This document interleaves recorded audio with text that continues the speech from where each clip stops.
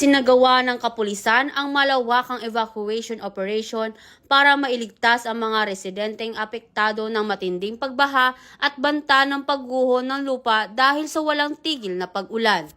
Buong pwersa ang Batangas Police Provincial Office sa pamumuno ni Police Colonel Giovanni Emerick A. Cibalo, Acting Provincial Director, katuwang ang mga lokal na opisyal at iba pang ahensya ng pamahalaan upang maisagawa ang preemptive evacuation.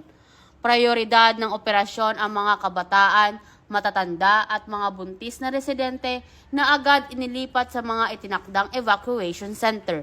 Sa naturang mga pasilidad, nakahanda na ang mga pagkain, inumin, kumot at iba pang pangunahing pangangailangan ng mga evacuees.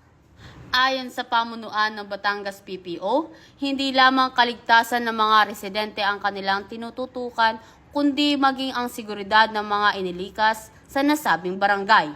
Naglatag din sila ng dagdag pwersa upang maiwasan anumang posibleng insidente at matiyak ang kaayusan sa mga naiwang kabahayan.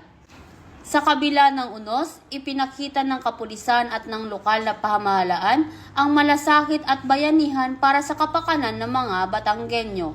Patuloy naman ang kanilang panawagan sa publiko na makipagtulungan at sumunod sa mga abiso upang masiguro ang kaligtasan ng lahat. Mula dito sa Calabarzon, ako inyong Police News Network Correspondent, Patrolwoman Jessica S. Obrero, alagad ng batas, tagataguyod ng Balitang Pulis.